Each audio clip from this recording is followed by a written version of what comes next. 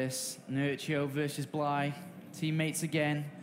And for anybody wondering, those massive headsets they're wearing, it's not because they have sensitive ears, it's because it's bloody damn loud in here. And of course they don't want to hear us. It would give the game away, I suppose, as we now are into this map. Daybreak it is. Let's do this. All right, guys, the map is Daybreak. You heard the man, and spawning in the bottom left position as the red Zerg player. He is down one game, but making his way to the finals with incredibly beautiful, unorthodox play. Can he do the same thing here and level the series? Guys, it is Bly.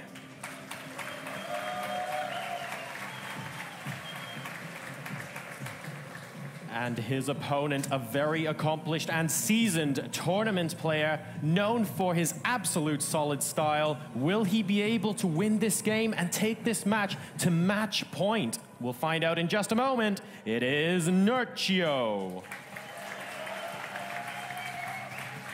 Oh, he's smiling, he's smiling. Wait, Nerchio? Nerchio smiling? He did have a bit of a grin there. This is a game of drones in Zerg versus Zerg as we move on to the second map between these two guys. Nerchio there in the blue booth again, currently leading this. On a map like Daybreak, hatchery first is the standard because it is such a large map. Spawning pools early on. You can use it if you are maybe expecting that somebody would try to capitalize the fact that you want to go hatchery first, which is why Nerchio, why both of them are leaning towards this hatchery first. Moving down, there's going to be 15 hatchery for Nerchio, 15 hatchery for Bly. Just a second or two earlier there for Bly. Not going to make too much of a difference in the big scheme of things. Worker count completely and utterly even at 15 and no deviation in build so far. Overlord just going to be getting in position while we take a look at the pool and gas timings from our players here. Yep. And we have a pretty early spawning pool by Bly. 15 hatch, 15 spawning pool. We actually see a later one for Nerchio. 16 spawning pool. And we'll see what Bly's going to do with... basically the reason why he did that is because at this level of game, you're not drone scouting. You only have the overlords. So he's not quite sure if it is hatchery first. He will get the confirmation, so he's just playing a little bit safer. Extractor's coming down immediately behind it. It's not too much of a difference, just a drone or two in the lead for Nerchio initially. Extractor's relatively the same. It's not going to be too much of a difference. A split few seconds. Could make the difference if both wing sets were in the middle of the map, but very rare case that will happen. So not too much else going on at this point, guys. We have a gas being mined just very slightly earlier for Bly, like you mentioned there. And otherwise, things are going to stabilize quite a bit. A little bit of an extractor trick, not taking that early for second gas. Don't worry, guys, is Bly. The hatchery at the natural expansion is now complete. We're going to be getting on with queen production from both sides. A couple of lings moving out onto the map here. It looks like 2 lings from Nerchio, and Bly actually using the larva to get an extra drone, so he doesn't have the lings out on the map at the moment, does he? No, he doesn't. 2 lings pop out for Nerchio, but the thing is that at this level, you don't need to build Zerglings early on, because as soon as Bly sees 2 Zerglings, he would have already droned, and he doesn't necessarily need to worry about it. He's going to have 2 queens out. He may drone just to push these lings back, but to be honest, he doesn't even need to. 2 queens are going to prevent any drone picking off, anything like that. So Nerchio's going to use it to scout. Bly doesn't care. As you can see, he's just going to move this queen around, and we'll pick them off relatively easy. Now, don't think we'll see a single drone go down here from Bly, and he maintains a higher drone count because of it. And here we go. The 2 lings going to be able to get a full scut off. They're not going to see too much that they weren't expecting to see. Trying to pick off a drone there. And is he going to be able to do so? No, and both lings do go down. So that extra drone coming in pretty handy there for Bly. He takes a very small advantage here. And a spine crawler immediately going up for Nerchio. Both sides getting their baneling nest. Yeah, and that kind of advantage leads to maybe 60 to 80, maybe 100 mineral advantage per minute. And with that goes on, all of a sudden, 1 drone advantage becomes 2, becomes 3, becomes 4. And it does start to landslide a little bit in a mirror matchup like this. But, deviations are going to happen anyway, which will prevent that from happening, as we do see the layer coming down by Nerchio pretty early on, taking the gases. Or not pretty early on, the 6 minute is quite standard, to be honest, and more gases are coming down. Likewise for Bly, we should be seeing the layer as well, just now starting, and gas is taken too. Yeah, so not too much to differentiate these players at the moment. They both have effectively the same idea. Bly even getting a spine crawler of his own as well. So that first engagement, of course, picking off a Ling or two effectively for free there from Bly. Going to be putting a smile on his face, but really not exactly a game-ending amount of damage at this point. Let's see what they get up to. We have the Lings from Bly now going to be moving out and scouting out Nerchio, able to get straight up into the main base as well, thanks to no SimCity going there at the ramp. Sees absolutely everything that's going on, and not too much out of the ordinary here. Yeah, and because of that, I wonder if Bly's going to play Infestors now again. It's going to be close. I mean, both of them can play Spire, but they both scouted each other. Oh, not really both scouted each other. Nerchio kind of has a feeling towards it. Bly knows 100%. And Nerchio throws down the Spire because he knows that his opponent's gone 2-base layer, 2-base tech up. You know, Infestor or Spire is the choice. Both of them are going to play Spire. All right, so if both of them are going to play Spire, this is going to be quite a fun game. Trust me, I love Spire versus Spire. It's going to come down to Mutalist, Link control, harassment on the third base. Both of them will want to take it shortly. And as they are approaching 45, 50 drones at this level in the game, 2-base saturation, you don't really want to over-drone towards the third base. Because I think in a couple of seconds' time, both of them will start Link production. And with that Link production coming out, they will be hunting down this third base. If one of them drones, the Lings win the third base war.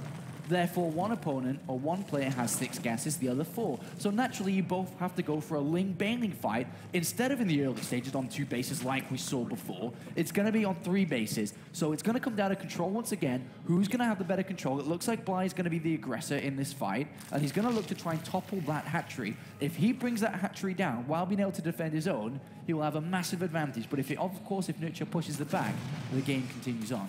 And here we go, the Ling-Bane knife fight. As you mentioned, Apollo, is going to start at the third base very shortly. The Spires are finishing for both of our players here, and Nerchio is going to be the first to do that. 10 Mutalisks on the way, but now we have a surround on the hatch with Banelings watching the ramp. And oh, I don't think that was cancelled. It wasn't. So Bly takes a nice little victory then on the other side of the map. Watch, hold that thought because he's trying to get in there with Banelings. Oh, he's not going to get any good hits down. But on the third base of Bly, I think he's going to lose this hatchery as well. Oh dear, both sides really taking a lot of damage there. But look at those drones. They're all on red health, and so many of them going down there. Bly trying to chase a couple more down. What is the workers kill tab at? 19 for Bly versus 0 for Nerchio. All right, so that's quite a big attack there by Bly. 82 supply to 76, and a couple of drones will come down, not too many though. So the drone count currently 39 to 47. The Mutalist count, which is ever going to be important, 10 right now for Nerchio, and 9 for his opponent. Very, very equal. There is a +1 carapace faster for Nerchio, but he doesn't have the drones to be able to build a third base immediately. He's going to have to replenish though, so Bly technically has an advantage in this game. A small one, but an advantage nonetheless. That third base does come down a little bit faster. He has Lings out compared to Nerchio, who has to be building drones shortly. And that third base of Nerchio, which has to go down shortly, could get denied by these Lings. That's what Bly's looking to do, and you'll be a little bit surprised about not finding it. Needs to be slightly careful here because both packs of mutas are running out on the map, possibly taking out some of those overlords there. But if they end up engaging each other, we actually have 14 Mutalisks for Nerchio versus the 11 for Bly right now. So Bly does not necessarily want to engage in a very quick head-to-head engagement there. In fact, we even see a slightly faster upgrade as well for Nerchio on that Flyer Carapace, which is really going to help against that Mutalisk bounce attack. And Nerchio is currently, let's have a look at his prone count is back to normal, but not for long as the Mutalisk come into play. But the question is, Nerchio is going to have Carapace done in a second. He's going to look to take a fight here. He has more Mutalisks. Bly could lose his complete Mutalist flock. Here's Carapace is seconds away for Nerchio. 3, 2, 1, and the Carapace is done. And now Bly's unit's caught. They're stuck. They're going to have to fight. If not, he's going to lose every single one without taking any damage. He's going to get out. Oh my god. That's about as cornered as you can actually get in StarCraft 2, Apollo. So many of those mutas taking so much damage. A couple of them going down. Admittedly, not every single one. Bly didn't turn and fight, but he took so much. And look at those mutas from Nerchio. All peachy green health, no problems whatsoever. And Bly running home with his tail between his legs. 102 to 108 supply. What is the workers killed looking like? 24 to 1 in favor of Bly at the moment, and Nerchio 10 drones behind. No. Nerchio, the real key thing for Bly is about to pop with Infestors. If he fungles this clumped up amount, it doesn't matter that he's behind in Mutalisks. He's going to use Queens, he's going to use Mutas of his own. The Infestor's not quite ready, he's got a lot of Queens, and Nerchio's going to try and bring this third base down. Where are those Infestors? Seconds away. If Nerchio can bring this down, the game continues on, and Nerchio will get back into this game in quite a rapid succession. And it looks like Nerchio is going to be able to do it. There's transfuse available, I think a couple of them. Oh my goodness, getting the hatch, and now the Muta is able to run away. Nerchio with a major victory there just before the Infestors got there. One mistake from Nerchio, though, and every single Mutalist will die. The Infestors are out already. Nerchio does not know about it, so he could still use his Mutalist advantage here. He used the high Mutalist count to kill the third base. If he attempts anything else with Mutalist, he's going to be in trouble. And let's see where they're going to go. Looking at the minimap, we do have Xelnog tower coverage by Bly. Doesn't know the Mutas are going to his main base. The Infestors aren't far away. They're on the natural. Let's see the extent of this. Nerchio could get caught.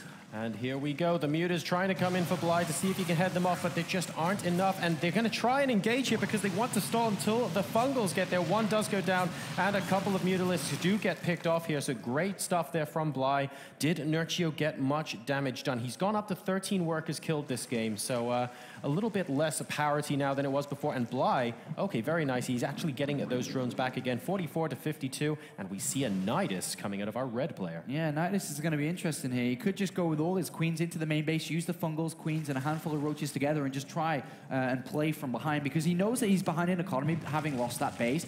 Here comes the Nidus Worm. He's going to try and get it. It's out of vision. Ooh, the Banelings. Banelings. I don't think they're going to see it, though. They might just see it. Oh, they do. They did. Uh-oh. Oh, they're going to stop this. And unfortunately, attempt failed. And Nerchio kills the Mutalisks. And that plan of Bly has absolutely been swatted here. It really has. And oh no, the third base, is he complete? He is completed. Oh. So no opportunity to get it canceled down there. And Nerchio has a surround on that hatchery. This is looking pretty bleak for Bly. I don't think he can actually get units back there to defend in time. And the hatch is lost once again at the third base. Nidus in the main. Nidus in the main. Is it going to get down in time? The Mutalists are trying to come back to stop it. Before the Queens, Nerchio brings it down at the last second. And he defends again against Bly.